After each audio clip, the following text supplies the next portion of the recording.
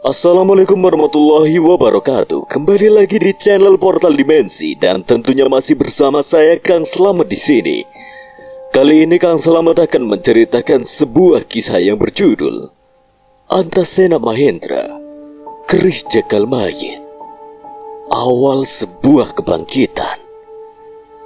Cerita ini ditulis oleh Ristori dan sebelum kita masuk ke ceritanya, buat kalian yang belum subscribe channel ini, tekan tombol subscribe-nya terlebih dahulu dan tekan tombol notifikasinya agar kalian tidak ketinggalan cerita terbaru dari Portal Dimensi. Gak usah berlama-lama lagi, langsung saja kita masuk ke ceritanya. Keris Jagal Mayit.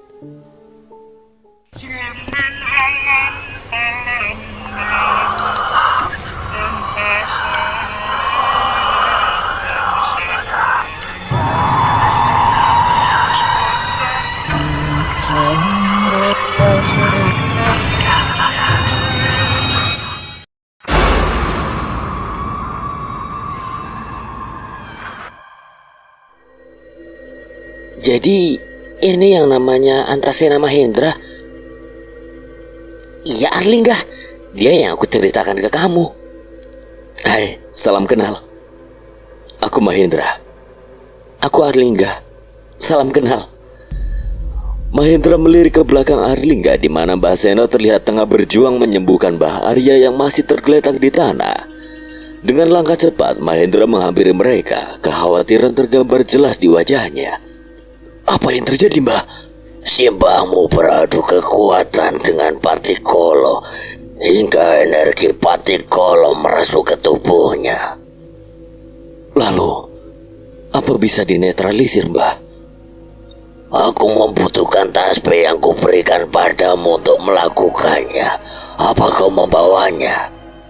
Mahendra segera menggali dalam saku bajunya mencari tasbih yang dimaksud. Sementara itu, kondisi Mbah Arya terlihat sangat memprihatinkan. Kulitnya pucat pasi, napasnya tersengal-sengal seolah setiap hembusan nafasnya adalah perjuangan. Tubuhnya terkulai lemah dengan luka-luka yang terlihat jelas memar dan berdarah. Bukti dari pertarungan sengit yang baru saja dilaluinya. Melihat kondisi Mbah Arya yang terluka parah membuat hati Mahendra semakin teriris. Dia tidak bisa membayangkan bagaimana guru yang begitu dihormatinya itu harus menderita seperti ini. Rasa kesal pada Patikolo semakin memuncak, namun dia tahu saat ini yang terpenting adalah menyelamatkan Mbah Arya. Ini, Mbah. Mahendra memberikan tasbih itu kepada Mbah Seno sembari tetap memandang Mbah Arya dengan perasaan yang campur aduk. Kesal karena luka parah yang dialami oleh guru tercintanya dan harapan bahwa Mbah Seno akan mampu menggunakan tasbih itu untuk memulihkan kondisi Mbah Arya. Sena, bagaimana dengan tanganmu? Alhamdulillah sudah pulih, Mbah, berkat bantuan Aji Boyo. Aji Boyo, aku seperti tidak asing dengan nama itu. Sudah, tidak usah dipikirkan. Sekarang Simba fokus memulihkan diri saja. Sisanya biar Sena dan yang lainnya yang mengurus demi terkutuk itu. Tetap berhati-hati Sena. Sumber kekuatannya ada di keris itu. Pisahkan dirinya dengan kerisnya jika ingin mengalahkannya. Mahendra menerima nasihat dari Mbah Arya. Mahendra merasakan tekad dalam dirinya semakin membara. Dia menoleh ke arah rekan-rekannya, Aswan, Arlingga, dan Suko yang masing-masing memperlihatkan ekspresi tekad yang sama. Mereka semua sadar pertarungan ini bukan hanya tentang kekuatan fisik, tetapi juga tentang melindungi nilai dan warisan leluhur mereka. Dengan kesiapan dan kemampuan barunya, ia mengambil langkah maju, disusul erat oleh Aswan, Arlingga, dan Suko. Mata mereka bersinar tidak hanya karena kemarahan, tapi juga karena keberanian yang datang dari kepercayaan akan kemampuan diri sendiri dan kekuatan persahabatan yang mereka bangun. Sekarang pertarungan benar-benar mencapai puncaknya. Setiap pukulan, setiap serangan menjadi penentu nasib, namun dengan petunjuk dari Mbah Arya, Mahendra dan kawan-kawan memiliki kunci untuk mengalahkan Patikolo, memisahkan dia dari keris sumber kekuatannya. Mereka siap menghadapi segala rintangan dan memenangkan pertarungan ini. Tidak hanya untuk mereka, tapi untuk semua yang mereka cintai dan lindungi. Wan, kalian bertiga urus keris jagal mayit. Aku akan mengurus Patikolo. Patikolo sangat kuat, Ndra. Kami berenam saja kesulitan menghadapinya. Mustahil kalau kamu berduel dengan dia 1 lawan 1. Aku tahu, Wan. Meski mustahil untuk aku mengalahkannya seorang diri, tapi aku yakin bisa menahan dia sampai kalian menghancurkan keris jagal mayit. Tatapan Mahendra penuh dengan rasa keyakinan kalau Aswan dan yang lainnya akan mampu menghancurkan keris jagal mayit sebelum ia dikalahkan Patikolo. Aswan yang melihat rasa percaya Mahendra terhadap mereka membuatnya seketika tak mampu berkata lagi. Aku sangat yakin kalau kalian bisa melakukannya. Suko dan Arlingga saling pandang. Mereka kagum dengan sikap Mahendra. Suko dan Arlingga melangkah maju lalu menggapai pundak Aswan. Kalau sudah diberi kepercayaan seperti ini, entah mengapa jiwaku terasa membara. Kita pasti tidak akan mengecewakan rasa percaya Masena. Aswan tersenyum, ekspresinya seketika berubah menjadi semangat. Ikatan kepercayaan membakar mereka bertiga. Baiklah kalau begitu. Kami tidak akan berlama-lama untuk menghancurkan keris pusaka terkutuk itu. Mahendra tersenyum pada mereka bertiga lalu kembali menghadapi Patikolo yang semakin kesal. Jadi kau yang menggagalkan seranganku dan menyerang secara tiba-tiba. Benar, akulah orangnya. Sombong sekali kau. Aku hanya menjawab pertanyaanmu, tidak untuk menyombongkan diri sepertimu, Patikolo. Aku adalah penguasa di sini. Kekuatanku mutlak. Tidak ada yang mampu menandingi kemampuanku sampai saat ini. Manusia lemah seperti kalian memang pantas dipandang rendah. Kau salah, Patikolo. Tidak ada yang mutlak selain Sang Pencipta. Jangan bersikap kalau kau adalah Tuhan. Patikolo tertawa, tubuhnya melayang dan kembali mengeluarkan kepulan asap hitam. Akan aku buktikan pada kalian kalau aku adalah yang terkuat. Patikolo sudah siap untuk memulai pertarungan akhir. Mahendra merogoh kantong celananya, lalu mengeluarkan sebuah batu pusaka berwarna biru dan memberikannya pada Aswan. Wan, gunakan ini. Batu panca biru.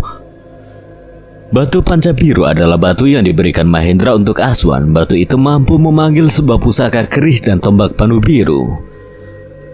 Aku menemukannya di kamar sewaktu ingin berangkat. Kupikir kamu pasti lupa untuk membawanya. Pantas saja. Sejak berangkat ke rumah Suko seperti ada yang mengganjal di pikiranku. Terima kasih, Indra. Aswan memanggil keris panu biru dan dia tersenyum melihat pusakanya itu. Rasa percaya diri Aswan semakin bertambah, terlebih lagi karena untuk saat ini ia belum bisa menggunakan kemampuan Asoka lagi. Dari tatapannya Mahendra dapat melihat bahwa Aswan seolah menyembunyikan sesuatu. Mahendra pikir mungkin Aswan telah melakukan latihan menggunakan keris tersebut sehingga membuatnya lebih percaya diri. Mahendra merentangkan tangan kanannya. Tidak lama kemudian, tombak Madusena yang sebelumnya tertancap di tanah mulai bergetar lalu melesat ke tangannya. Sementara itu, Suko sudah siap dengan cemeti andalannya, sedangkan Arlingga ia tampak celingukan melihat 3 temannya masing-masing memegang pusaka mereka. Namun tiba-tiba dari arah belakang, Baseno memanggil dirinya. Lingga, gunakan ini. Ucap Baseno sembari melemparkan sebuah benda berbentuk belati.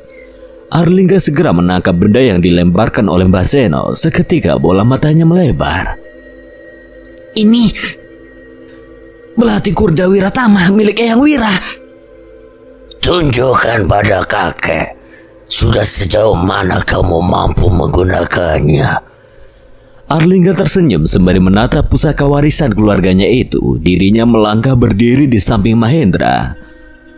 Sepertinya belati itu bukan belati sembarangan. Belati ini memiliki kemampuan untuk memutus aliran energi melalui sukma yang ingin ditargetkan. Aku belum begitu mahir menggunakannya.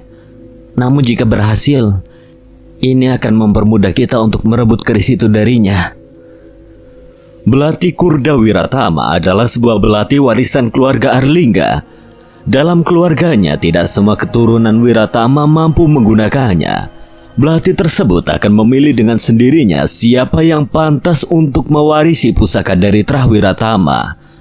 Bahkan Baseno yang menguasai ilmu batin tinggi tidak mampu menggunakannya secara maksimal, maka dari itu ia tidak menggunakannya untuk bertarung.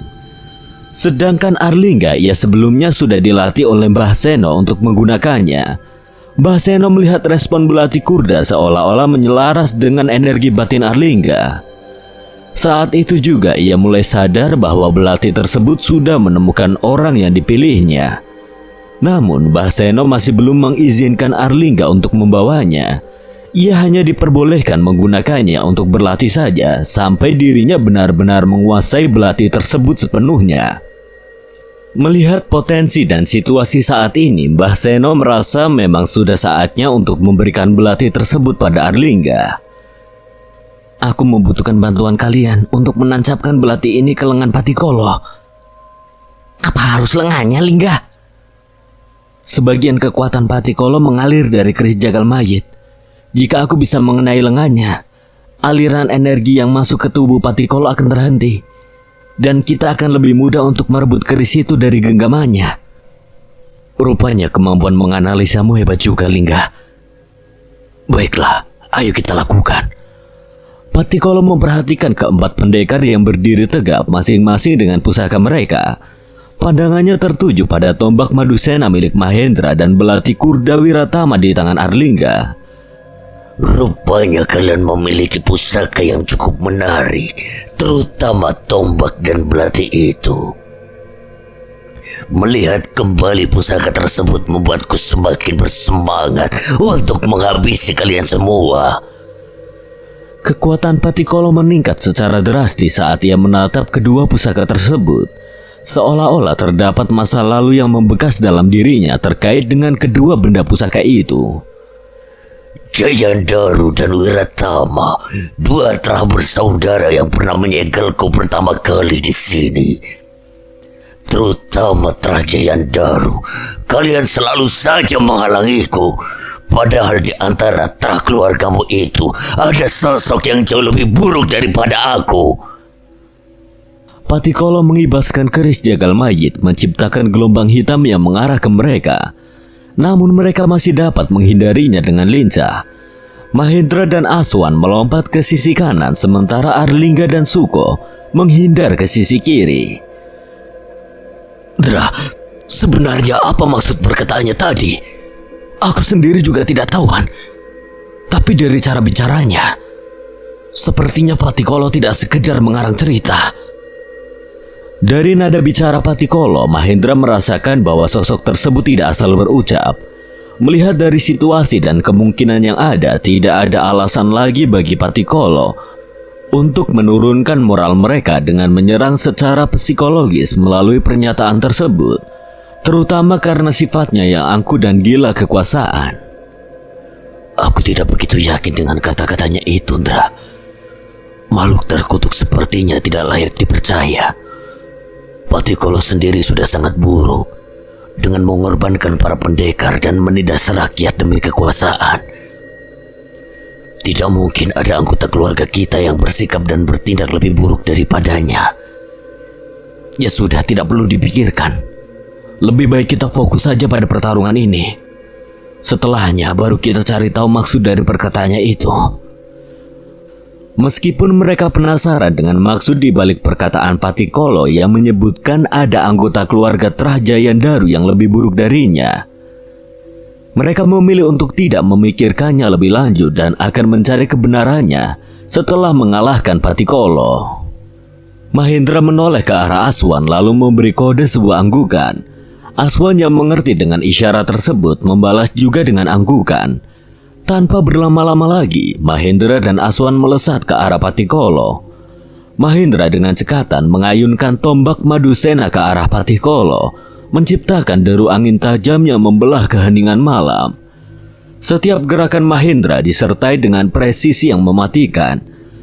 Aswan dengan kegesitannya yang tidak kalah memukau meluncurkan serangan dengan keris panu biru, mengikuti irama Mahendra dalam sebuah tarian perang yang sempurna.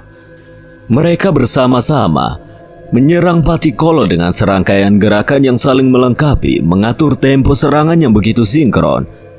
Ketika pusaka mereka bertabrakan dengan keris jagal mayit, percikan api menerangi arena pertempuran, menambah intensitas dan ketegangan momen tersebut. Mereka sungguh luar biasa. Gerakan serangan mereka begitu harmonis, seakan tidak memberikan kesempatan bagi Patikolo untuk membalas. Ini baru permulaan, Lingga. Mereka mampu melakukan lebih dari itu. Sejauh mana sebenarnya kemampuan ilmu batin dan bela diri Mahendra? Entahlah. Yang jelas dia adalah tipe orang yang tidak pernah menyerah dengan mudah.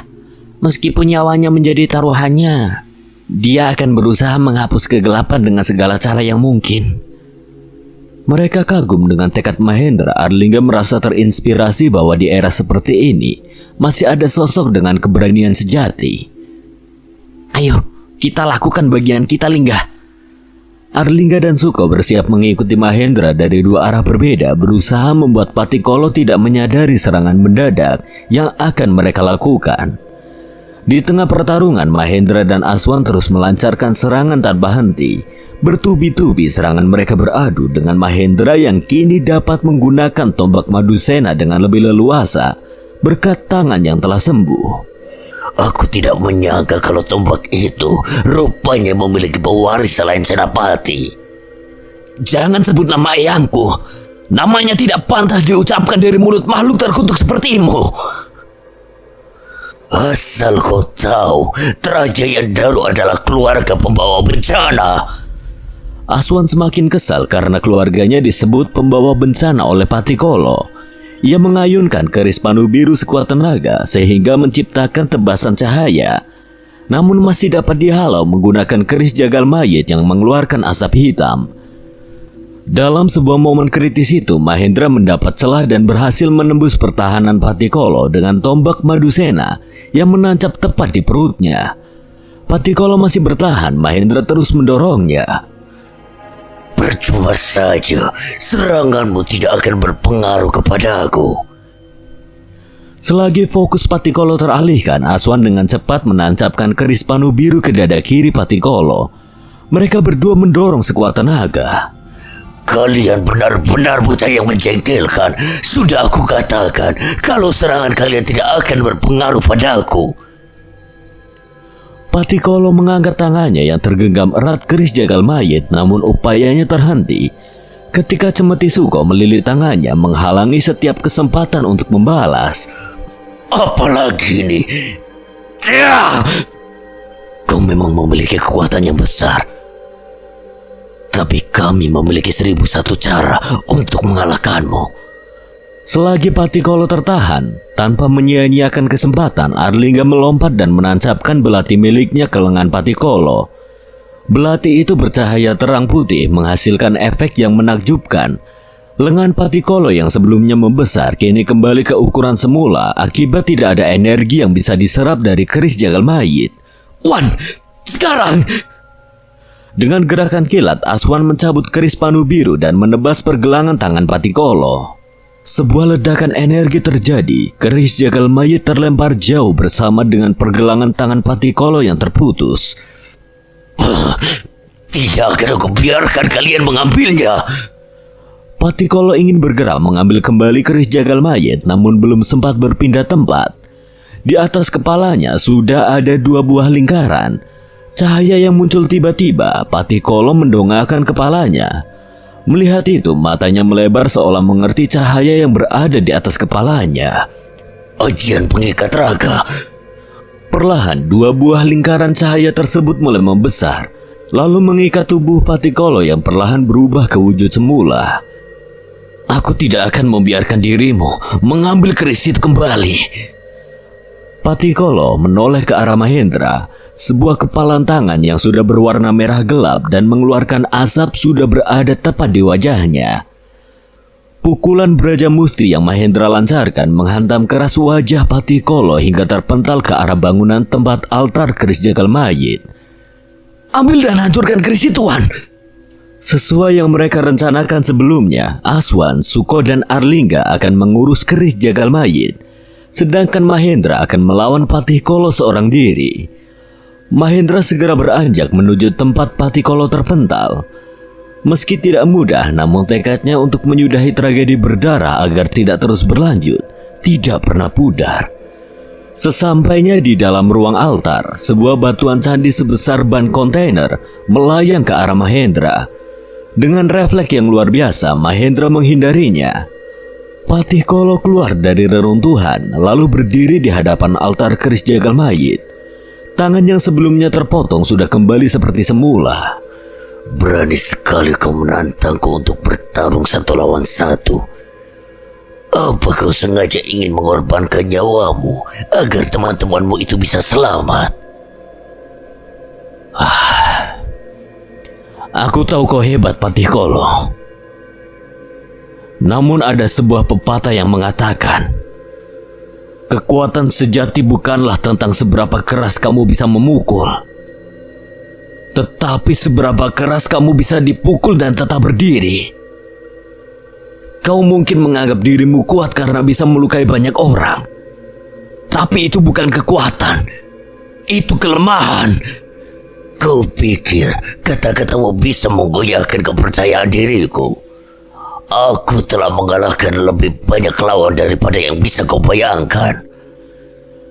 Keangkuhanmu telah membutakanmu, Patikolo.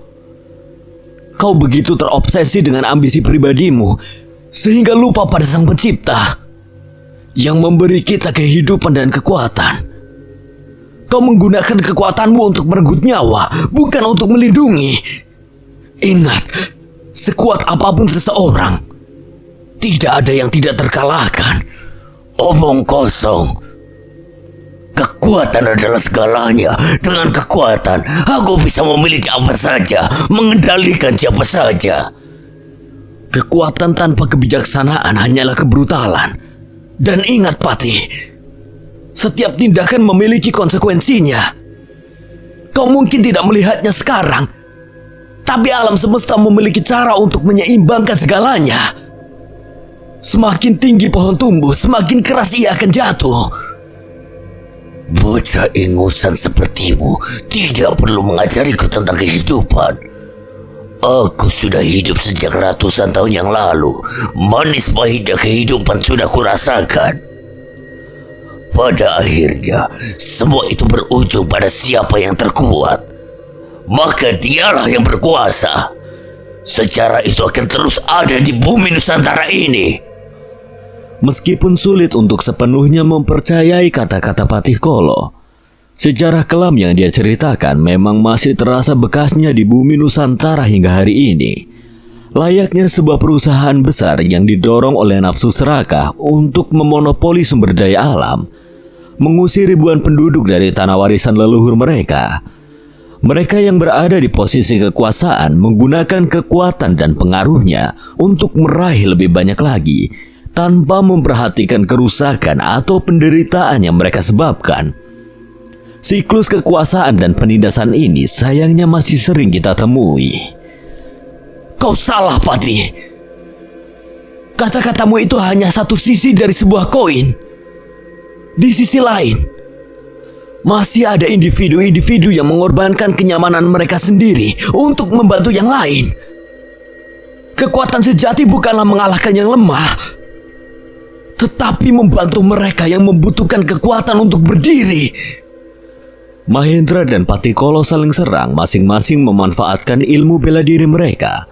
Pukulan dan tendangan mereka memecah udara, menciptakan suasana yang menggema di sekitar mereka. Mereka berdua bergerak dengan kecepatan dan ketangkasan yang luar biasa. Serangan mereka begitu cepat hingga sulit diikuti oleh mata, meski terlihat seimbang di awal. Patikolo mulai menunjukkan keunggulannya, pengalaman dan kekuatan mistisnya memberinya sedikit kelebihan. Kau tidak perlu bersikap bijak, bocah. Raja Yandaru sendiri juga adalah orang-orang yang menindas yang lemah. Mereka menjadi garda terdepan dari kekejaman satu kerajaan. Omong kosong. Kau pikir aku akan percaya akan bualanmu itu? Memang sulit untuk menerima kenyataan, tetapi itulah yang terjadi. Patikolo menjelaskan pada Mahendra tentang orang yang telah membebaskannya dari segel altar. Saat itu, Patikolo mengira orang tersebut ingin mengambil keris jagal mayit. Mereka sempat terlibat pertarungan namun tidak berlangsung lama. Setelah orang tersebut mengungkapkan namanya, asal-usul dan tujuannya, orang tersebut menjelaskan semuanya pada Patikolo yang membuatnya seketika teringat akan masa lalu. Ketika 3 kerajaan bekerja sama untuk mendapatkan kekuasaan, orang itu juga memberitahu Patikolo tentang 3 pendekar Trimukti yang pernah menyegelnya dahulu masih hidup. Rasa dendam yang membara mulai muncul di benak Patikolo. Oleh karena itu, sayembara ini diadakan kembali dengan tujuan untuk memancing 3 pendekar Trimukti agar muncul, demi membalas dendam karena telah menyegelnya. Kau mungkin akan lebih terkejut lagi ketika mengetahui siapa orang yang telah membebaskanku. Patikolo masih belum menyebutkan siapa dan tujuan orang yang membebaskannya. Ia hanya berkata kalau mereka memiliki tujuan yang sama dan akan kembali bekerja sama seperti dahulu. Mahendra sempat goyah mendengar perkataan Patikolo. Rasa kesal mulai menyelimuti dirinya. Mahendra menyerang Patikolo kembali dengan tidak menghiraukan ucapannya. Sebaiknya kau sudahi perkataanmu mengenai keluargaku, Patikolo. Patikolo tertawa mengejek. Dirinya menangkis semua serangan yang dilancarkan Mahendra dengan mudah. Akibat rasa emosinya, Mahendra jadi sedikit kurang fokus dalam melancarkan serangan ataupun menghindari serangan Patikolo, hingga sebuah tendangan mengenai perutnya. Tidak ada gunanya aku berbohong padamu. Mungkin aku beritahu kau sedikit saja mengenai 3 kerajaan yang saling bantu untuk merebut kekuasaan. Pada saat itu, pertempuran merajalela. Orang-orang kuat saling bekerja sama untuk mendapatkan kekuasaan. Ada 3 kerajaan yang saling bantu agar mendapatkan kekuasaan dari kerajaan lainnya. Salah satu kerajaan adalah tempat Patikolo berasal dan bekerja sama dengan kerajaan di mana Trajayandaru berasal. Lalu satu kerajaan lagi bernama Kerajaan Segoro Gete. Segoro Gete? Ketika nama kerajaan Segoro Gete terucap, seolah waktu berhenti bagi Mahendra. Perasaannya bercampur aduk, ada rasa tidak percaya, kebingungan, dan ketakutan yang melanda. Namun yang telah lama terkubur dalam cerita-cerita lama kini muncul kembali dengan segala kengeriannya. Itu seperti menyadarkan Mahendra pada sebuah masa lalu yang kelam, masa di mana garis antara mitos dan kenyataan menjadi kabur. Sebaiknya kau diam, Patikolo. Jangan kau lanjutkan cerita hayalanmu itu.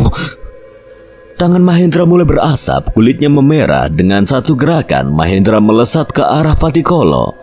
Melancarkan pukulan beraja musti, Patikolo membaca sebuah mantra yang terdengar sangat aneh. Perlahan tangannya berubah menjadi hitam pekat dan berasap. Mereka berdua beradu pukulan membuat bentrokan energi yang begitu dahsyat. Gelombang energi hitam dan putih membentuk sebuah kubah yang saling berlawanan. Tidak lama setelahnya, sebuah ledakan terjadi. Mahendra dan Patikolo terdorong mundur. Teknik pukulan mereka seimbang sehingga membuat mereka berdua terdorong dan tidak menerima luka apapun. Patikolo dengan tatapannya menggali ke dalam jiwa Mahendra, melanjutkan ceritanya dengan nada yang lebih dalam, mengungkapkan keterlibatan dirinya dalam sejarah kelam yang ia ceritakan. Aku mengatakan hal itu karena aku sendiri adalah bagian dari salah satu kerajaan tersebut. Kamu yang haus akan kekuasaan dan dominasi tidak menemukan batasan dalam ambisi kami. Dan dalam pencarian akan kekuatan yang lebih besar, 2 kerajaan bekerja sama dengan Kerajaan Segoro Gete. Kerajaan Segoro Gete bukanlah kerajaan biasa. Itu adalah tempat di mana ilmu hitam dan kegelapan berkumpul. Mereka menindas siapa saja yang berani menentang mereka, menggunakan kekuatan gaib untuk memperluas wilayah dan kekuasaan yang mereka miliki. Mengorbankan jiwa-jiwa tak berdosa, memanfaatkan energi gelap untuk ritual-ritual yang mengerikan, dan salah satunya adalah ritual Tantra Kiri. Tidak hanya itu saja, mereka juga memanggil makhluk-makhluk terkutuk untuk membantu mereka dalam peperangan. Dengan kekuatan yang diperoleh dari Segoro Gede, dua kerajaan menjadi semakin tidak terbendung. Mereka menggunakan ilmu hitam dalam pertarungan, mengorbankan jiwa-jiwa tak berdosa untuk meningkatkan kekuatan dan bahkan menyeret makhluk-makhluk terkutuk lain untuk berperang. Mereka merasa tidak terkalahkan, melupakan bahwa setiap tindakan memiliki konsekuensi. Aku telah melihat dengan mata kepalaku sendiri bagaimana kekuasaan yang didapat dengan cara kekerasan. Mahendra merasakan dingin menyusup ke tulang-tulangnya saat mendengar cerita Patikolo. Gambaran kekejaman yang dilakukan kerajaan Segoro Gede begitu nyata dalam pikirannya. Orang-orang tidak berdosa yang hidupnya direnggut, keluarga yang terpisah, dan desa-desa yang hancur menjadi saksi bisu atas teror yang mereka ciptakan. Itu adalah cerita yang sangat mengerikan, cerita yang ingin dia tolak dan tidak percaya.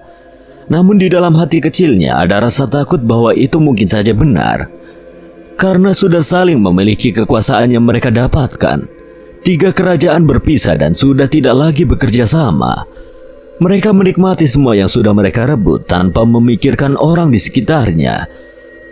Bahkan kematian karena kelaparan merajalela, beberapa orang dijadikan budak dan wanita muda dijadikan sebagai tumbal sebuah ritual terkutuk.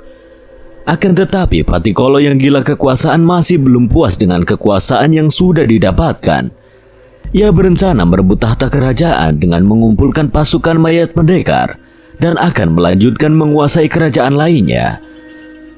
Sejak saat itu juga ambisi Patikolo untuk menguasai kerajaannya membuatnya memperkuat ilmu batin di kerajaan Segoro Gede hingga mendapatkan kekuatan besar di keris jagal mayit. Keluargaku tidak mungkin melakukan hal sekejam itu. Kau hanya tahu dan menuruni sifat Senapati, namun kau tidak tahu apa yang terjadi sebelum kelahirannya. Di dalam dirimu mengalir darah seorang pemimpin kerajaan yang menyebabkan penderitaan bagi mereka yang lemah. Saat kata-kata Patikolo menembus udara, suasana di sekitar Mahendra seakan berubah menjadi lebih gelap dan berat. Udara menjadi dingin dan tekanan yang hampir tidak terlihat menyelimuti ruangan di antara mereka. Rasa dingin yang tadinya menyusup ke tulang-tulang Mahendra kini berubah menjadi gelombang emosi yang mengguncang perpaduan antara kemarahan, kekuatan, dan juga kebingungan. Mahendra merasa terpukul oleh kata-kata Patikolo. Di satu sisi dia ingin menolak semua tuduhan itu, meyakinkan dirinya bahwa keluarganya tidak mungkin terlibat dalam kekejaman seperti yang digambarkan. Namun di sisi lain, kebenaran pahit tentang sejarah yang mungkin tidak pernah dia ketahui sepenuhnya itu terasa seperti luka baru yang mendalam. Dia terombang-ambing di antara kengerian untuk membela kehormatan keluarganya dan rasa takut yang mendalam bahwa dunia mungkin tidak hitam putih seperti yang dia percayai selama ini. Berhenti menyamakan keluargaku dengan orang-orang yang kau sebutkan itu. Kemarahan Mahendra mendidih, suaranya terdengar penuh emosi dan dia berteriak meminta Patikolo berhenti menyamakan keluarganya dengan orang-orang yang dia sebutkan. Dalam teriakannya ada rasa putus asa, sebuah keinginan kuat untuk melepaskan diri dari beban sejarah yang tiba-tiba dihadapkan kepadanya. Wajah Mahendra memerah, napasnya terengah-engah, sementara jantungnya berdetak kencang mencerminkan badai emosi yang sedang dialaminya. Dengan setiap serangannya dilesatkan, Mahendra merasakan amarah yang membara meluap dari dalam hatinya, mendorongnya untuk terus maju meski setiap pukulan dan tendangan yang dia lakukan semakin tidak terarah dan mudah untuk dielakkan oleh Patikolo. Patikolo dengan ekspresi ejekan yang terpahat jelas di wajahnya, menangkis dan menghindari setiap serangan Mahendra dengan kecepatan dan kelincahan yang mengejek usaha keras Mahendra. Dalam keadaan yang semakin tidak terkendali, Mahendra melepaskan serangan demi serangan secara membabi buta. Namun bukannya mengenai target, dia malah berakhir menerima serangan balasan dari Patikolo yang cekatan dan tepat sasaran. Setiap hantaman yang diterima Mahendra semakin menambah beban emosional yang dia rasakan. Frustasi, keputusasaan, dan terutama Kemarahannya menggelak. Suasana semakin tegang dan di tengah pertarungan sengit itu, Patikolo mengeluarkan kata-kata yang semakin menambah bara api dalam hati Mahendra. Lihatlah amarahmu itu mirip dengan raja kerajaan tempat keluargamu tinggal. Itu adalah bukti kalau darah sang raja kejam itu mengalir dalam tubuhmu. Mahendra dengan nafas yang terengah-engah dan pandangan yang menyala-nyala karena amarah menjawab dengan suara yang serak. Aku akan menghentikanmu, tidak peduli apa yang kau katakan. Manusia bodoh. Sejak tadi seranganmu sama sekali tidak mengenaiku. Seharusnya kau sadar kalau kau bukanlah tandinganku. Semakin Mahendra mencoba menyerang dengan amarah, semakin mudah bagi Patikolo untuk menghindari dan membalasnya. Dalam momen-momen penuh tensi itu, Mahendra tidak menyadari kalau kekuatan emosi negatifnya telah mengaburkan penilaian dan kemampuannya untuk bertarung. Sebelum aku mengakhiri pertarungan ini, mungkin aku akan memberimu sebuah pesan terakhir untukmu. Kalau yang membebaskan diriku adalah anak dari sang raja yang juga termasuk Trahjayan Daru. Saat Patikolo mengungkapkan kebenaran tentang orang yang membebaskannya, Mahendra terdiam, terperangah dengan pikiran dan emosi yang bercampur aduk. Mendengar bahwa pembebas Patikolo adalah orang dari Trahjayan Daru, dan lebih mengejutkannya lagi anak dari sang raja, membuat Mahendra merasa seakan dunianya berputar. Bagaimana mungkin seseorang dari keluarganya sendiri dari darah yang sama bisa terlibat dalam peristiwa yang begitu mengerikan? Saat itu dalam keadaan emosi yang kacau dan pikiran yang belum bisa menerima kenyataan, Mahendra tidak menyadari gerakan cepat Patikolo. Dalam sekejap, tangan dan kukunya yang panjang juga tajam menembus perut Mahendra. Mahendra merasakan sakit yang menusuk hingga ke tulang-tulangnya. Bola matanya melebar karena keterkejutan dan rasa sakit yang tidak terbayangkan. Cairan merah hangat dan kental mulai mengalir dari mulut dan perutnya, menandakan luka yang fatal akibat serangan Patikolo. Patikolo dengan kepuasan yang tergambar di wajahnya berbisik ke telinga Mahendra. Orang itu adalah Raden Mudrasena Jayandaru, orang yang dijuluki Raden Mudrakala. Bisikan itu seperti racun yang menyusup ke dalam jiwa Mahendra, menambah luka di hati yang sudah sangat terluka. Dengan tenaga yang tersisa, Mahendra mencoba memahami makna dari kata-kata terakhir Patikolo. Raden Mudrasena Jayandaru, seorang kerabat, seorang darah daging dari keluarga yang sama, terlibat dalam kisah kelam yang selama ini ia dengar. Bagaimana mungkin? Sebenarnya apa yang terjadi di masa lalu? Bagaimana bisa darah sang raja mengalir di tubuhku? Patikolo mencabut tangannya dari perut Mahendra. Rasa sakit yang dahsyat mendorong Mahendra ke tepi kesadaran. Dia jatuh ke tanah, merasakan kehangatan darahnya yang terus mengalir, membasahi tanah di bawahnya. Dalam keadaan setengah sadar, Mahendra mencoba memproses segala informasi yang baru saja dia terima, bertanya-tanya tentang kebenaran, tentang keluarganya, dan tentang nasib yang menantinya. Dengan ini, satu tikus sudah kukalahkan. Hanya tinggal 3 tikus lagi dan 3 pendekar menjekelkan itu.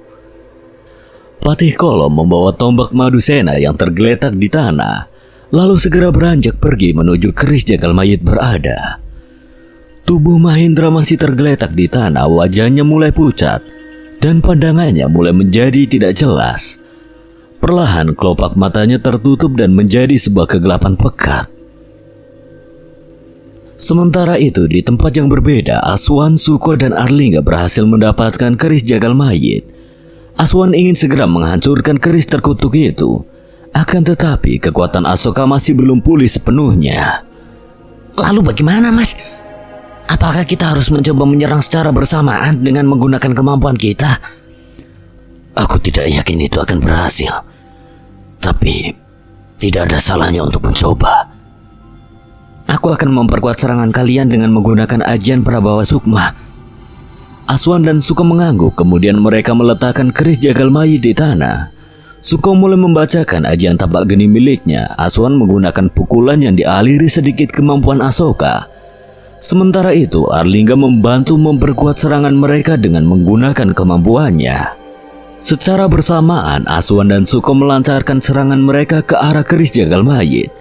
Namun sebelum serangan mereka menyentuh keris tersebut, sebuah gelombang energi hitam muncul menahan serangan mereka berdua seperti perisai yang melindungi keris itu. Selanjutnya, sebuah ledakan terjadi membuat Aswan dan Suko terhuyung mundur. Sepertinya mustahil untuk menembus perisai gaib itu tanpa menggunakan kemampuan yang sebanding. Berarti tidak ada pilihan lain. Kita harus menunggu sampai kemampuan Asoka pulih sepenuhnya. Berapa lama lagi, Mas? Sejak terakhir kali aku menggunakannya, seharusnya hanya tinggal 15 menit lagi sampai kemampuan itu pulih sepenuhnya. Mereka bertiga duduk di tanah memandangi keris jagal mayit dengan tatapan serius. Tanpa pilihan lain, mereka terpaksa menunggu hingga Aswan dan Asoka pulih sepenuhnya. Namun kekhawatiran Suko terhadap Mahendra yang sedang bertarung dengan Patikolo membuatnya gelisah. Apa tidak sebaiknya membantu Masena dulu, Mas? Lebih baik kita tidak ke sana, Suko. Patikolo pasti bisa dengan mudah memanggil kembali keris ini. Itu hanya akan membahayakan kita. Kesempatan untuk merebut keris ini hanya datang sekali. Patikolo tidak akan membiarkan kita merebutnya lagi. Aswan menepuk-nepuk pundak Suko yang tampak cemas tentang keadaan Mahendra. Aku mengerti kekhawatiranmu, Suko. Aku juga merasakannya. Tapi Arlingga benar. Patikolo akan lebih berhati-hati untuk menjaga kerisnya. Tapi apakah 15 menit tidak terlalu lama, Mas? Lawan yang dihadapi Masena bukanlah lawan yang bisa diremehkan. Suko, bukankah tadi kamu yang bilang padaku bahwa Mahendra bukanlah seseorang yang mudah dikalahkan? Suko menoleh ke arah Arlingga, rasa khawatirnya perlahan mereda. Dia sadar bahwa Mahendra memang bukan seseorang yang mudah untuk dikalahkan. Biarkan aku waktu 5 menit untuk meditasi. Aku akan mencoba memanfaatkan energi gaib di sekitar sini untuk mempercepat pemulihan. Namun selama 5 menit itu, aku akan benar-benar tidak bisa melakukan apa-apa. Aku memerlukan bantuan kalian untuk melindungiku jika ada serangan, entah dari mayat hidup atau ancaman lain. Suko dan Arlingga berdiri tegap mendengar permintaan Aswan. Mereka bertekad untuk menjaga Aswan dari segala gangguan. Kami akan menjaga Mas Aswan. Tidak akan kami biarkan siapapun mengganggu. Baik, aku akan mulai sekarang. Aswan mengambil posisi duduk bersila, kedua tangannya terangkai di depan dada. Matanya terpejam, mulutnya bergerak pelan seolah membaca mantra. Suko dan Arlingga mengawasi dari dua sisi, siaga terhadap setiap gerakannya mendekat. Aku tidak menyangka kalian berhasil merebut keris itu dari makhluk terkutuk itu. Suara seorang parubaya membuat Suko dan Arlingga seketika menoleh bersamaan ke satu arah. 3 sosok parubaya muncul dari kegelapan, berjalan menuju mereka dengan langkah yang terukur. Siapa kalian? Seharusnya kau ingat pada kami, bocah semeti. Itu Mbah Jawi dan juga Ki Kusumo. Apa kau mengenal mereka, Suko? Aku hanya kenal 2 di antaranya. Tetapi orang yang di tengah aku tidak kenal. Aku, Mas Aswan dan Mas Sena pernah berurusan dengannya di satu hutan bernama Alas Talangan. Mereka bukan orang sembarangan, Lingga. Kita harus tetap waspada. Kedatangan Mbah Jawi dan Ki Kusumo, 2 sosok yang pernah mereka hadapi dalam tragedi Alas Talangan, menambah ketegangan di udara. Jadi dia pewaris selanjutnya keluarga Wisanggeni. Benar, Ki, dia cucu dari Arto Wisanggeni. Mau apa kalian di sini? Kami di sini ingin mengambil keris jagal mayit. Lebih baik kalian serahkan saja tanpa perlu memberikan perlawanan, atau nyawamu yang akan menjadi taruhan.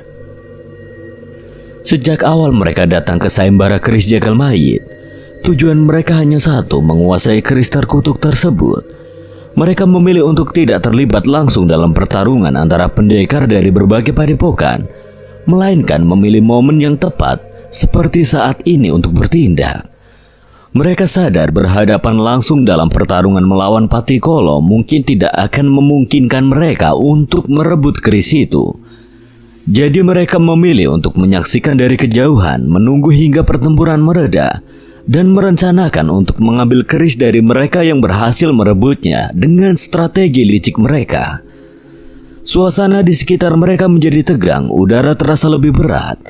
Dengan ketegangan yang memuncak, Suko dan Arlingga saling bertukar pandang, mengerti bahwa mereka harus bertindak dengan hati-hati melawan mereka bertiga.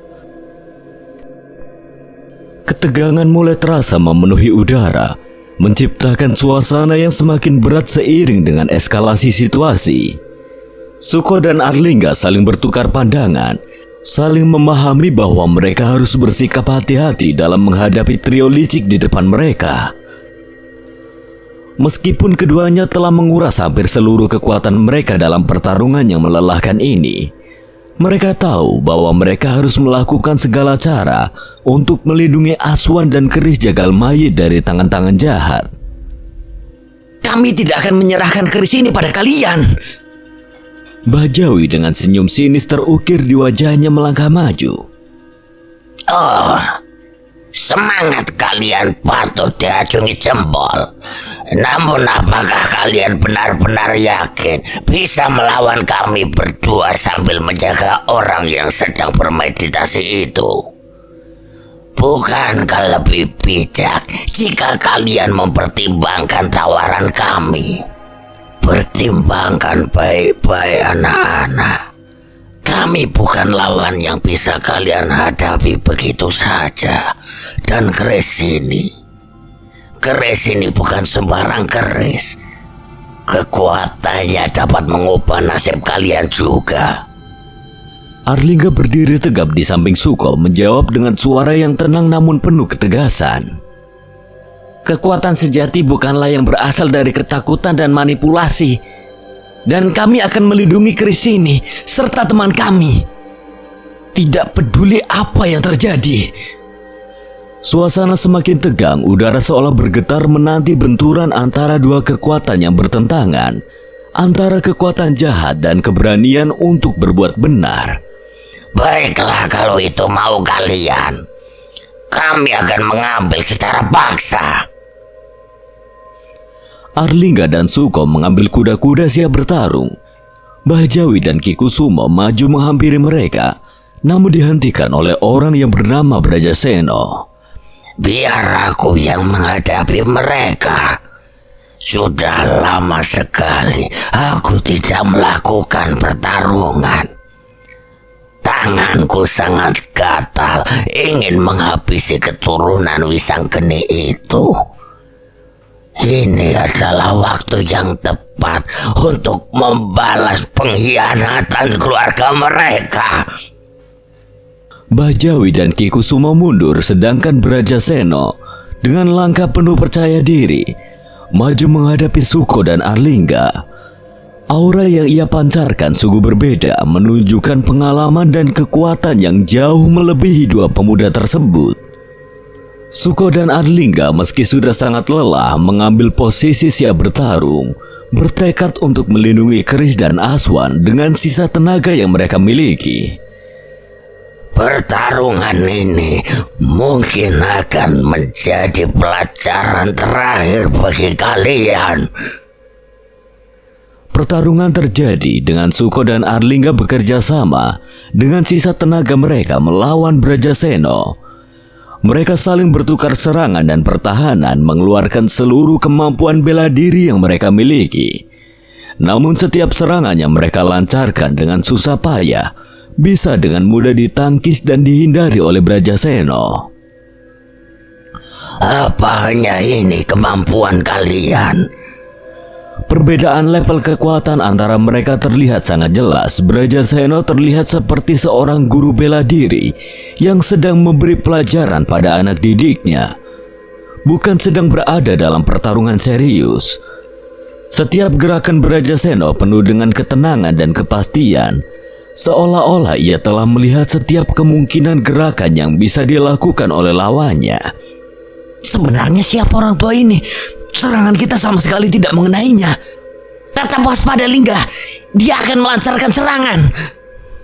Brajasena mulai melancarkan serangan balik. Suko dan Arlingga hanya bisa berusaha sekuat tenaga untuk menghindar dan bertahan. Namun beberapa pukulan dan tendangan dari Brajasena berhasil mengenai mereka berdua, membuat cairan merah keluar dari ujung bibir mereka. Meskipun di usianya yang sangat tua, serangan dari Brajasena benar-benar kuat, tidak seperti apa yang biasanya diperkirakan dari Parubaya pada umumnya. Suko dengan nafas yang terengah-engah berusaha berbicara. Mengapa kau begitu dendam pada keluarga Wisanggeni, Brajasena? Apa yang sebenarnya terjadi? Dendamku terhadap keluarga Wisanggeni sudah terbakar lama. Pengkhianatan yang kalian lakukan adalah luka yang tidak akan pernah hilang. Dan hari ini aku akan menutup buku lama itu dengan kemenanganku. Kami tidak akan menyerah begitu saja. Kami akan melindungi warisan dan nama baik keluarga kami. Tidak peduli seberapa kuat lawan kami. Pertarungan berlanjut dengan setiap pihak bertekad untuk tidak mengalah, menandai pertarungan ini sebagai salah satu momen paling menegangkan dalam hidup mereka. Situasi pertarungan kini mencapai titik kritis. Suko dan Arlingga benar-benar sudah hampir mencapai batasnya. Napas mereka tersengal-sengal, tubuh mereka penuh dengan luka dan memar. Mereka berdiri berdampingan, bertekad untuk menghadapi musuh bersama sampai akhir. Meskipun kekuatan mereka sudah hampir habis. Kita tidak boleh membiarkan dirinya mengambil keris jagal mayat dan menyerang Mas Aswan, Lingga.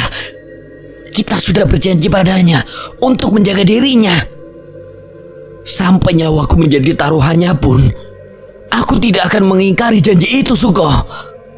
Sudah cukup bermain-mainnya. Aku akan mengakhiri pertarungan membosankan ini. Brajasena dengan tenang mulai membaca sebuah mantra. Seketika bola api berwarna hitam tercipta, melayang di udara dengan aura yang mengerikan. Sinar merah menyala di dalamnya seperti memancarkan kebencian dan kekuatan yang tidak terkendali. Suko dan Arlingga menyadari bahwa jika terkena serangan itu, mereka pasti akan berakhir. Lingga, gunakan seluruh kemampuanmu. Jangan sampai kita terkena serangan itu. Keduanya mencoba mengumpulkan sisa kekuatan mereka, berharap dapat menggunakan ajian mereka untuk melawan. Namun ketika mereka mencoba, tidak ada kekuatan yang keluar. Mereka kehabisan tenaga, hanya bisa berdiri mematung menatap bola api hitam yang siap menghancurkan mereka. Sepertinya ini akhir bagi kita. Aku tidak akan beranjak dan akan tetap di sini agar Aswan tidak terkena serangan. Suko dan Arlingga berdiri di depan Aswan, menghalangi serangan yang mungkin akan mengarah ke Aswan juga. Brajasena mengangkat tangannya siap meluncurkan bola api hitam itu ke arah Suko dan Arlingga yang sudah tidak berdaya lagi. Ini akhir bagi kalian, keturunan Wisanggeni. Terimalah takdir kalian. Suko dan Arlingga dengan tekad baja yang mengalir dalam darah mereka berdiri tegap di depan Aswan dan keris jagal mayit, tidak beranjak sedikit pun meski menghadapi ancaman maut. Mereka mempersiapkan diri untuk menerima serangan terakhir yang akan menentukan nasib mereka. Brajasena dengan tawa yang jahat menggema di sekitar, menikmati momen yang dia anggap sebagai kemenangan mutlak. Akhirnya, keturunan Wisanggeni akan berakhir di tanganku. Suko dan Arlingga menyadari tidak ada lagi yang bisa mereka lakukan. Mereka saling pandang lalu serentak menutup mata, menyilangkan tangan mereka siap menerima nasib. Namun saat serangan itu hampir mengenai mereka, sebuah keajaiban terjadi. Tiba-tiba serangan bola api itu hancur di udara seolah-olah ditelan oleh sebuah kekuatan gaib yang kuat. Suko dan Arlingga membuka mata mereka dan di hadapan mereka berdiri Aswan yang sudah mereka lindungi sejak tadi. Energi gaib yang keluar dari tubuhnya begitu besar. Energi batinnya tidak seperti saat sebelumnya Aswan menggunakan kemampuan Asoka. Namun kini menjadi lebih besar dan sedikit mengintimidasi orang di sekitarnya. Maaf Suko, Lingga. Aku sudah merepotkan kalian. Tidak apa mas. Lagi pula Mas Aswan datang tepat waktu. Kalian istirahat saja. Biar aku yang mengurus sisanya. Baik mas. Sementara itu, Brajasena terkejut. Wajahnya yang semula dipenuhi kepastian kemenangan kini terlihat gentar. Bagaimana mungkin energi ini? Suko dan Arlingga merasa lega kekuatannya tidak mereka duga telah menyelamatkan mereka. Mereka langsung terduduk lemas di tanah mengumpulkan kembali sisa-sisa tenaga mereka. Mbah Jawi dan Ki Kusumo segera mendekat ke arah Brajasena, merasakan kekuatan Aswan yang meluap. Keduanya tampak khawatir menyadari bahwa Brajasena mungkin tidak akan sanggup melawan Aswan seorang diri.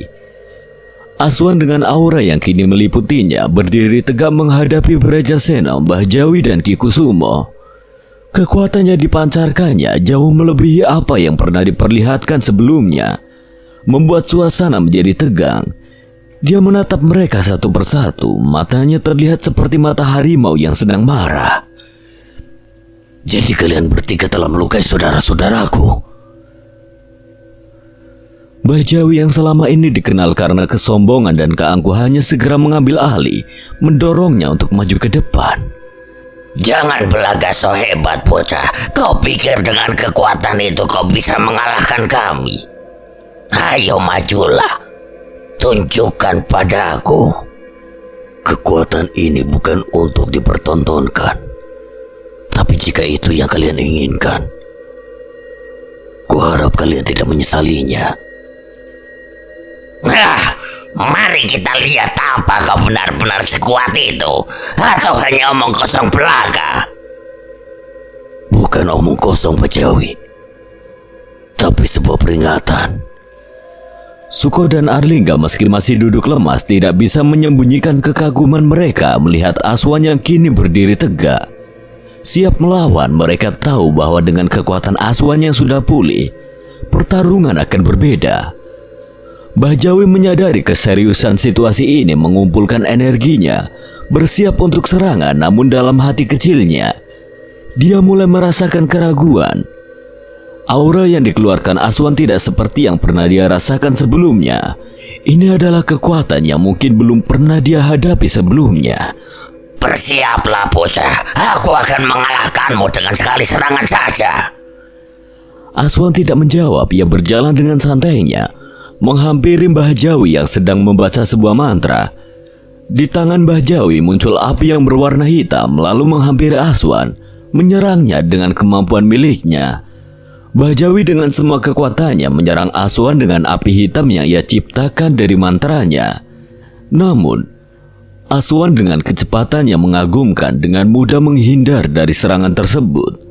Dalam sekejap, Aswan berada tepat di depan Mbah Jawi dan melancarkan sebuah tendangan yang kuat, membuat Mbah Jawi terhuyung mundur beberapa langkah, terkejut oleh kecepatan dan kekuatan Aswan.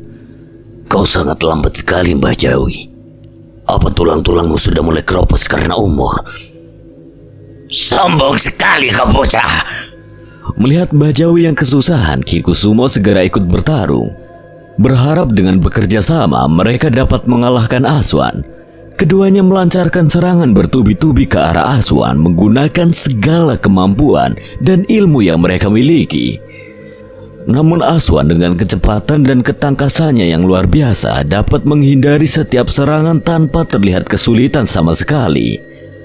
Pertarungan ini terlihat tidak seimbang, mirip dengan pertarungan yang terjadi antara Suko dan Arlingga melawan Brajasena. Apa hanya itu yang bisa kalian lakukan? Suasana di sekitar mereka tegang, namun Aswan terlihat tenang. Bahkan saat menghadapi dua lawan sekaligus, ketenangan dalam menghindar dan menyerang membuatnya terlihat seperti menari di tengah badai. Kau ini siapa sebenarnya? Bukankah kalian sudah mengenalku di alas talangan? Tidak mungkin. Bagaimana kau bisa menjadi sekuat ini hanya dengan kurun waktu beberapa bulan dari terakhir kali bertarung dengan kami? Sudah kukatakan sebelumnya, kalau tulang-tulang kalianlah yang semakin keropos karena umur. Bocah keparat! Bajawi dan Ki Kusumo menyerang Aswan kembali. Mereka kesal karena diejek oleh Aswan. Namun percuma saja, Aswan jauh berada di level yang berbeda. Ilmu batin dan ilmu bela dirinya sudah meningkat drastis. Aswan benar-benar terlihat hebat sekali. Energi batinnya meningkat setelah menyerap energi gaib yang berada di sini. Sudah aku bilang kalau ada Mas Aswan, kita pasti menang melawan mereka, Lingga. Serangan demi serangan terus dilancarkan oleh Mbah Jawi dan Ki Kusumo, namun Aswan dengan ketangkasannya terus menghindar dan memberikan balasan yang membuat lawannya terus terjungkal. Ketika Mbah Jawi dan Ki Kusumo tampak semakin lelah, hampir kehabisan napas karena upaya mereka yang tidak kunjung membuahkan hasil, Aswan memutuskan untuk mengakhiri pertarungan. Apa sudah cukup? Kalau sudah, gantian aku yang akan menyerang. Kau kira kami akan kalah begitu saja? Tanpa memberi kesempatan mereka untuk menjawab, Aswan melancarkan serangan cepat dan kuat yang tidak bisa mereka hindari. Kedua penyerang itu terlempar keras, terlempar jauh dan menabrak dinding candi terdekat. Mereka kehilangan kesadaran seketika karena serangan Aswan. Sudah kubilang, aku akan mengakhiri ini sekarang. Brajaseno yang mengamati dari kejauhan melihat kekalahan Mbah Jawi dan Ki Kusumo dan dengan cepat melancarkan serangan bola api hitam yang sebelumnya digunakan untuk menyerang Suko dan Arlingga. Namun Aswan dengan kecepatan yang bahkan lebih mengagumkan langsung bereaksi. Dengan gerakan cepat ia mencakar melalui bola api hitam tersebut, menghancurkannya sehingga meledak di udara sebelum sempat mengenainya. Kau mungkin mengalahkan mereka, tapi aku berbeda, bocah keparat. Tanpa terlihat cemas, Aswan menghadapi serangan itu. Tidak ada yang berbeda. Ia bergerak cepat, tangannya mencakar melalui udara dan menghancurkan bola api tersebut, membuatnya meledak sebelum sempat mengenainya. Aswan berdiri tegak menatap langsung ke mata Brajaseno. Kau sudah membuat temanku terluka. Akan aku balas 2 kali lipat dari yang kau lakukan pada mereka. Pertarungan antara Aswan dan Brajaseno semakin intens. Keduanya saling bertukar pukulan dan tendangan dengan kecepatan luar biasa. Pada awalnya pertarungan tampak seimbang, namun tidak lama kemudian keunggulan Aswan mulai terlihat. Dengan gerakan yang cepat, Aswan berhasil menyerang Brajaseno bertubi-tubi, membuatnya kesulitan untuk membaca atau mengantisipasi setiap serangan.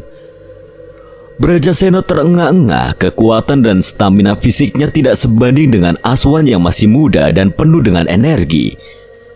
Dalam keadaan terdesak, Brajaseno mencoba membaca sebuah mantra.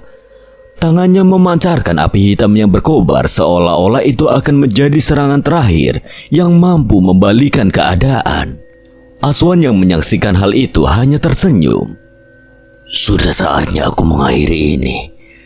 Namun sebelum kedua belah pihak melancarkan serangan mereka, suasana tiba-tiba berubah.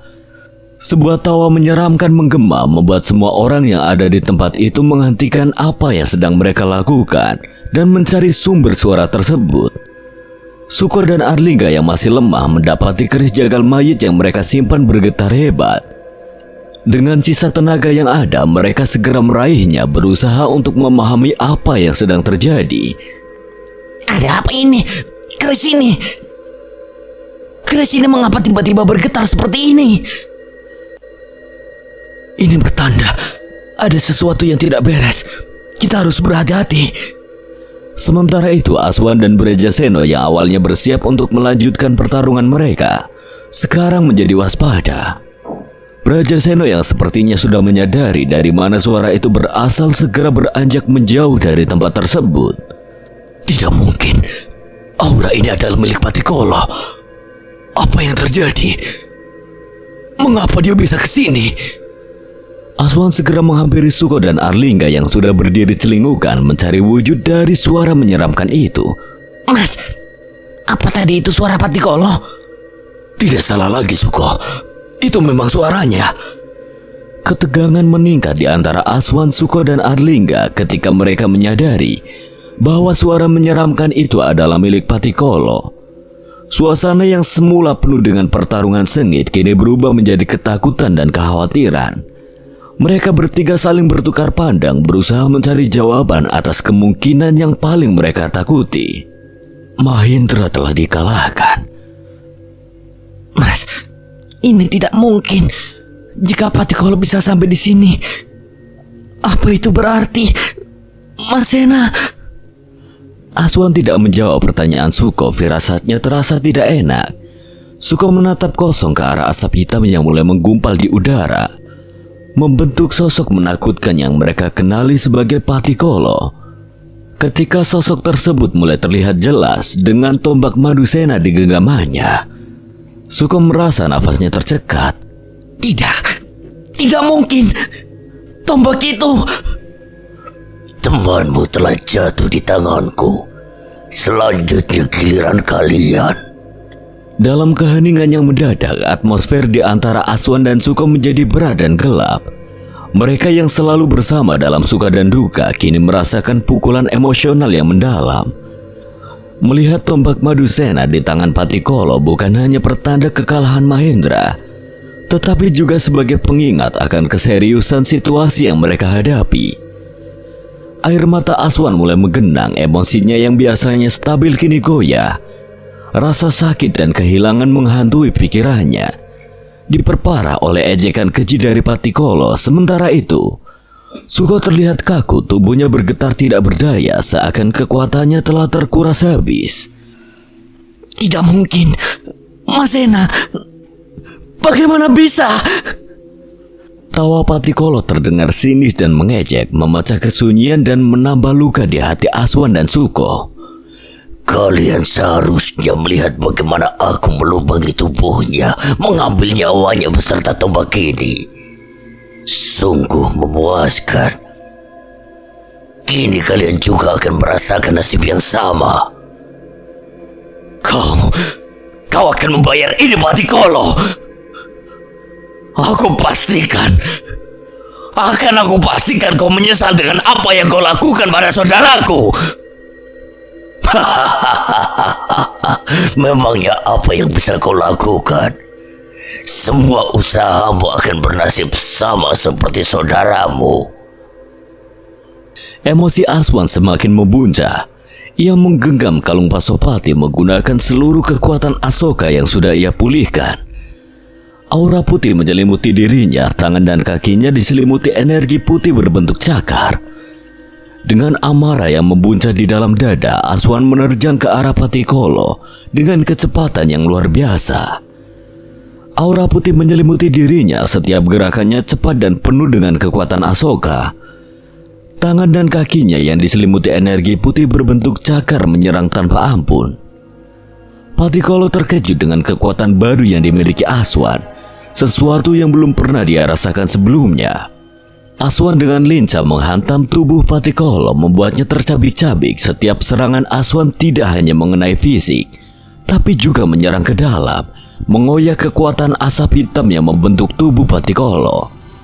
Sementara itu, Suko dan Arlingga meskipun awalnya terpukul dengan kabar tentang Mahendra, kini merasa kekuatan mereka kembali pulih melihat Aswan bertarung dengan segenap hati dan kekuatan. Mereka merasa api semangat dalam diri mereka kembali menyala. Mereka bersiap mengumpulkan energi masing-masing, bertekad untuk berjuang bersama Aswan. Kita tidak boleh menyia-nyiakan pengorbanan Mahendra, Suko. Kamu benar. Aku harus membalaskan perlakuan dirinya terhadap Mas Sena. Situasi menjadi tegang, udara dipenuhi dengan desingan dan ledakan energi. Patikolo berusaha mempertahankan diri, tapi serangan bertubi-tubi dari Aswan, Suko, dan Arlingga membuatnya semakin terdesak. Serangan mereka bukan hanya fisik, tapi juga simbol dari persatuan dan tekad yang kuat, membawa harapan bagi mereka yang telah menderita. Di sisi lain, jauh dari pertempuran yang baru saja terjadi, terdapat sebuah tempat sunyi di mana tanahnya merah oleh cairan kehidupan yang telah tumpah. Mahendra terbujur kaku, cincin pancasona yang melingkar di jemarinya tiba-tiba memancarkan cahaya terang. Cahaya itu bagai kabut ajaib, mulai menyelimuti seluruh tubuhnya, menghadirkan aura mistis yang belum pernah disaksikan sebelumnya. Cahaya itu begitu terang, menyinari area sekitarnya dan membuat cairan merah yang bercerai-berai di tanah perlahan menghilang, seolah ditelan oleh bumi itu sendiri. Tubuh Mahendra yang tadinya terlihat renta dan berlubang mulai memperlihatkan tanda-tanda pemulihan ajaib. Luka-luka yang parah secara bertahap tertutup kembali, meskipun nafasnya masih belum kembali. Namun meskipun tubuhnya mulai menunjukkan tanda-tanda kehidupan, Mahendra masih terbaring tidak sadarkan diri. Peristiwa ajaib yang terjadi padanya menandakan sebuah kekuatan luar biasa yang berasal dari cincin pancasona. Dalam keheningan malam, tubuh Mahendra yang kini terbungkus cahaya perlahan berhenti bersinar. Sebenarnya, apa yang terjadi pada Mahendra? Apakah dia akan kembali seperti semula? Atau ada perubahan yang lebih besar yang sedang menunggu untuk diungkap?